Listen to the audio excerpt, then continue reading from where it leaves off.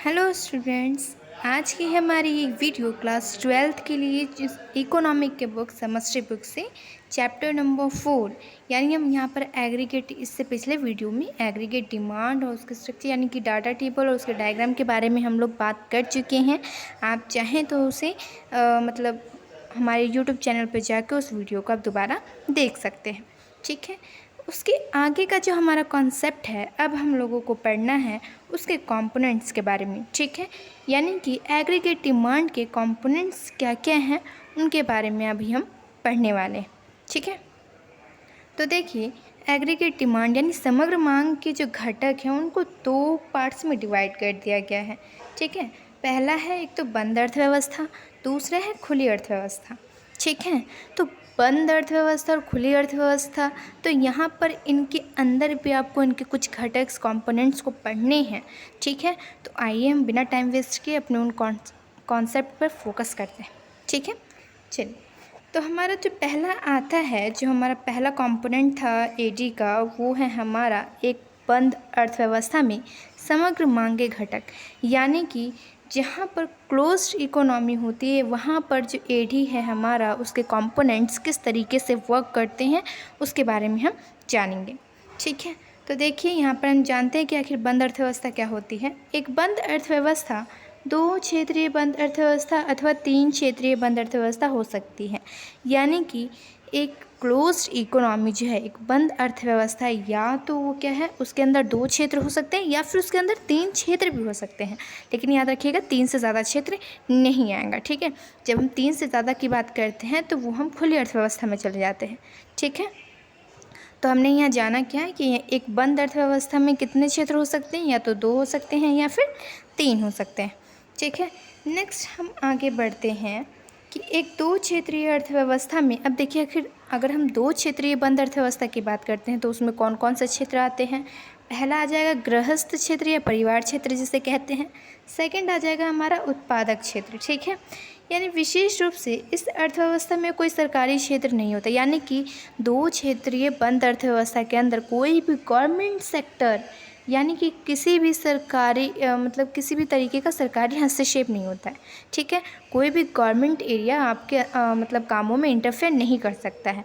दो क्षेत्रीय बंद अर्थव्यवस्था में कौन कौन से क्षेत्र होंगे, एक तो हो जाएगा आपका गृहस्थ या परिवार क्षेत्र और दूसरा क्या हो जाएगा आपका उत्पादक क्षेत्र। ठीक है, यानी कि उत्पादक क्षेत्र उत्पादन करेगा आपकी अर्थव्यवस्था में और परिवार क्षेत्र उसका क्या करेगा, उपभोग करेगा।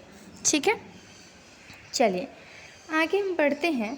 तो आगे हमें पढ़ना है क्या, देखिए यहाँ पर यह व्यय उपभोग व्यय, यानी कि देखिए गृहस्थ परिवार उपभोग के उद्देश्य से वस्तुएं खरीदते हैं, यानी कि गृहस्थ या परिवार क्षेत्र जो है वो उपभोग को टारगेट करते हुए क्या करते हैं, वस्तुओं को खरीदते हैं।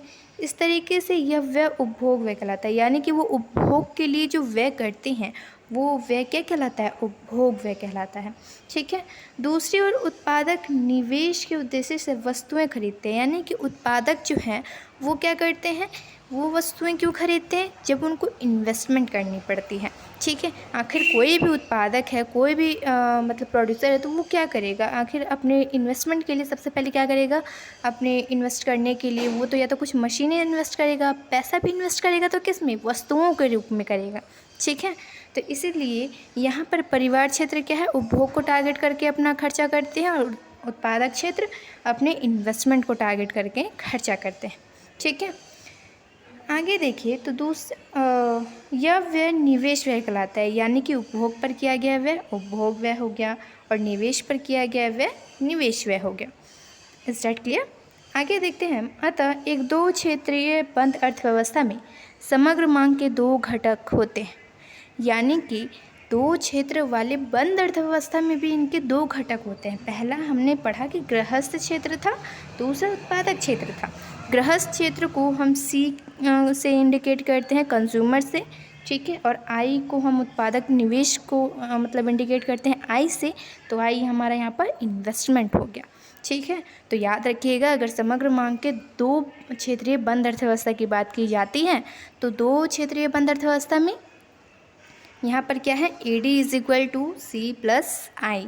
जब आप दो क्षेत्रीय बंद अर्थव्यवस्था के लिए अगर ए डी की बात करते हैं तो सी प्लस आई उसका फार्मूला होगा।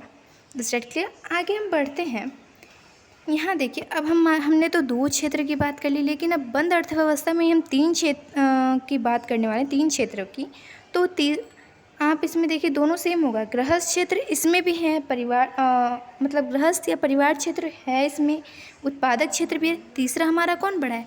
सरकारी क्षेत्र। आपने देखा क्या था कि 2 क्षेत्रीय बंद अर्थव्यवस्था में गवर्नमेंट कोई हस्तक्षेप नहीं कर रही थी, गवर्नमेंट का कोई भी इंटरफेरेंस नहीं था। लेकिन यहाँ पर है, 3 क्षेत्रीय बंद अर्थव्यवस्था में गवर्नमेंट का जो इंटरफेरेंस है वो यहाँ पर है।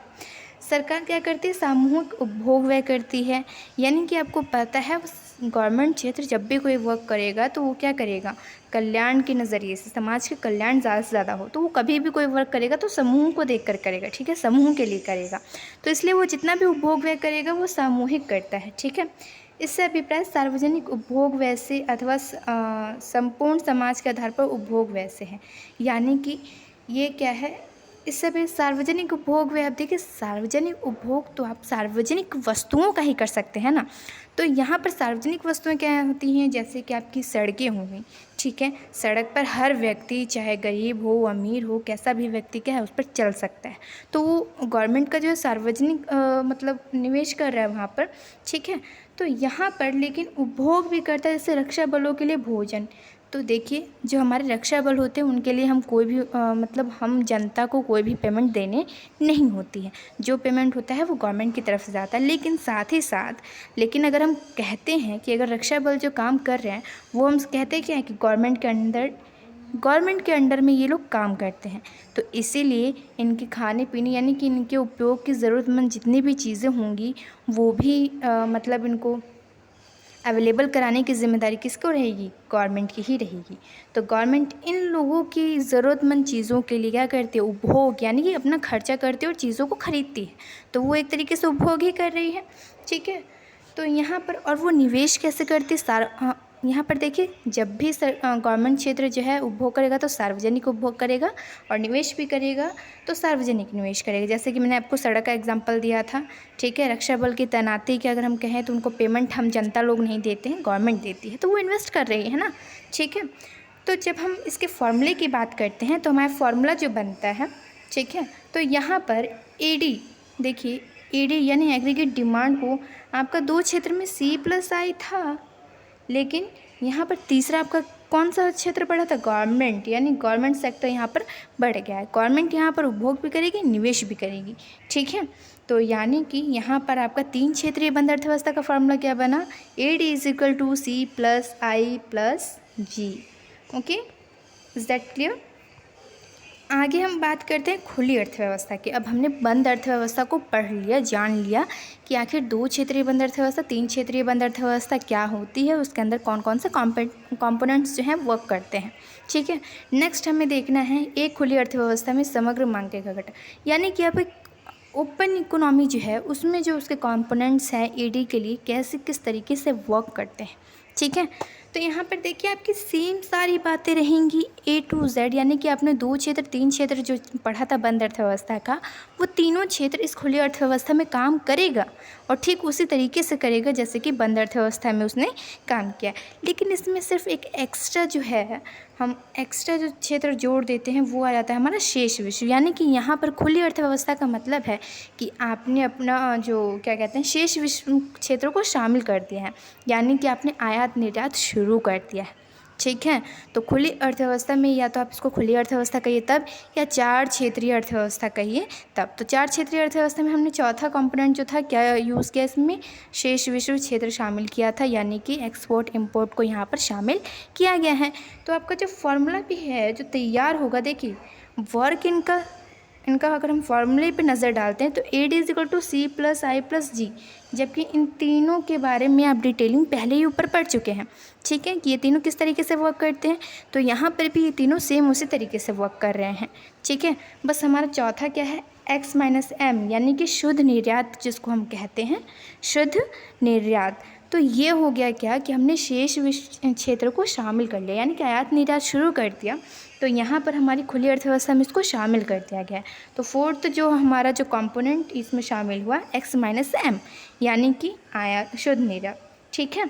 तो बस हमारी जो 4 क्षेत्र वाली खुली अर्थव्यवस्था है उसमें हमारा चौथा बस यही एक अलग से ऐड हो जाना है। आपको इसको ज़्यादा डिटेलिंग में नहीं देनी है। x माइनस m यानी शुद्ध निर्यात केवल यही है कि हम क्या है तीनों क्षेत्र के साथ साथ इसमें शुद्ध निर्यात कहें तब या शेष क्षेत्रों को शामिल करना कहें तब कर लिया जाता है। ठीक है, तो होप कि यहाँ पर आपने 2 क्षेत्र और 3 क्षेत्र वाली बंद अर्थव्यवस्था भी अच्छे से समझी होगी और साथ ही साथ हमारी जो खुली अर्थव्यवस्था की जो बात थी 4 क्षेत्रीय अर्थव्यवस्था में, ठीक है, वो भी आपको समझ आ गया होगा। ठीक है, तो थैंक यू।